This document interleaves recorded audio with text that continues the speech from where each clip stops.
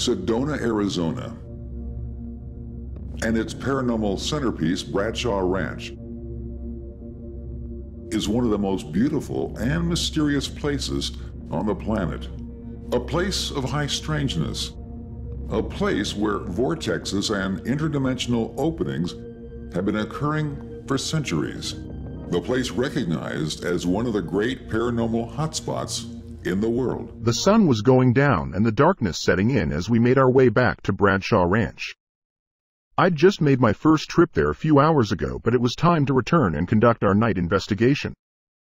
The dirt road is long and rough as our rented Jeep navigated each bump and rock in the road with precision. Sitting next to me in the back seat was a guy we had met earlier in the day who goes by the name Hoodoo Tall. My father-in-law Ron was in the front passenger seat and my brother-in-law Joel was driving. Hoodoo has been investigating the ranch for a few years now and was our guide for this trip. He knew the ins and outs and how to navigate the property safely and was providing Joel with directions as the dust from the road made it hard to see from the backseat. We had met Hoodoo at the place where the pavement ends and were set to arrive at the ranch right about 9 p.m. after the 30-minute drive. As we made our way down the road, we came upon a house that we hadn't seen previously in the day. Confused, Hoodoo called out, "What the hell is that? We must have made a wrong turn." We all found it strange that he would miss a turn. He'd been this way many, many times. He was frustrated and bewildered as to where we were and how we ended up there. This would be the first in a series of very strange occurrences. We turned around and drove another 20 minutes or so until Hoodoo finally gave up. He had no idea where we were. Joel pulled up the GPS on his phone and found that we were way off course. It took another half an hour to finally arrive at the ranch. In the second of strange occurrences, we arrived at exactly 9 p.m. We spent at least an extra 50 minutes driving around and still made it on time? What is happening? After trying some experiments around the property, we eventually ended up at the ranch-style house that was built by Bob Bradshaw after he purchased the property in 1960. Hoodoo had been telling us about the strange things that happened there. Paranormal events were common. We began by using the REM pod and spirit box to try and initiate contact with whatever was lurking around in the shadows inside the house. Our team was getting some minor results when I decided to use the GhostTube SLS app on my phone to see if I could detect any entities that were not visible to the naked eye. Bingo! The app locked onto a figure across the room from me. I grabbed the K2 meter and beelined it right towards the figure, following it on my phone screen. As I approached, I stuck my hand out and plunged the K2 meter directly into the figure. The first thing I noticed was a column of ice-cold air. Then the K2 spiked and the reading stayed pegged until I withdrew my hand. The figure disappeared into the wall. Our next stop was the old adobe building. This structure is known as the oldest standing structure in Sedona, Arizona.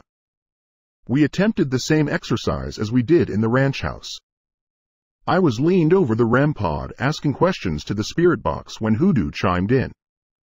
I decided to let him ask the questions since he had history with the place and whatever is there.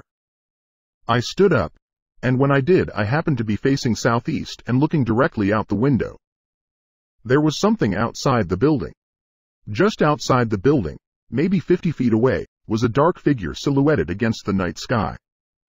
This was no ordinary figure though, it was huge. I'd estimate the shadowy presence to be around 6 feet tall and a whopping 4 to 5 feet wide at the shoulders. It looked like a linebacker, hunched over at the line of scrimmage ready for the ball to be snapped. I felt paralyzed. I was totally mesmerized as I pondered what I was looking at. The figure appeared to move to one side, then the other, getting closer to me each time. After doing that a few times, it was gone. The whole encounter lasted almost 2 minutes.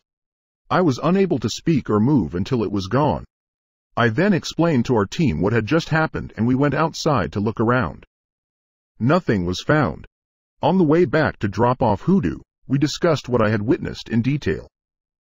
As I explained to him what this creature looked like, he replied, "Have you seen my photo?" "What photo?" I said. "It sounds exactly like the creature I photographed at the ranch a few months ago." So, Hoodoo brought out his cell phone and showed me the photo. There it was, sure enough, that's what I saw. It was a Bigfoot.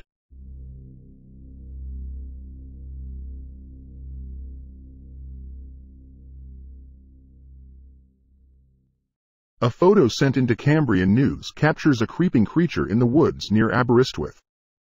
The picture showing a flashlit figure dubbed a skin-crawler by the Cambrian News was submitted on the 10th of January along with a tale of being stalked by the thing in the Coed YCWM woods south of Claridge. The supposed victim of the stalking creature, Sam Walker, said they reported the incident to the police. No such reports can be found by the Dyfed Powys Police Head Office. Sam said they were shaken up by the encounter, having been allegedly followed by the creature while walking their dog on Tuesday the 9th of January. I wanted to send your way to help warn the local community about this freak in the woods. It looked something like a person but was also completely nude if so, and it was 1 or 2 degrees tops last night. I heard strange noises for quite some time while walking my dog, and it was only after they got a bit louder that I thought to turn my phone flash on. Thankfully, I managed to snap a picture.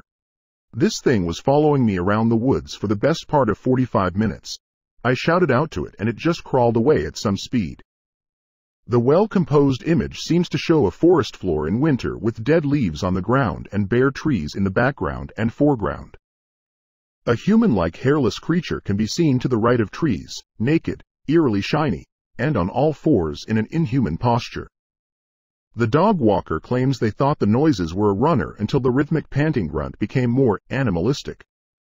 They added, they didn't seem totally normal, to put it that way. The noises escalated and came closer, so I turned on my torch to my horror. Sam claims they then took the quickest route back home, trying not to look back. They also claim that their dog, a proclaimed scary cat, was no use at all during the encounter as it runs away a lot.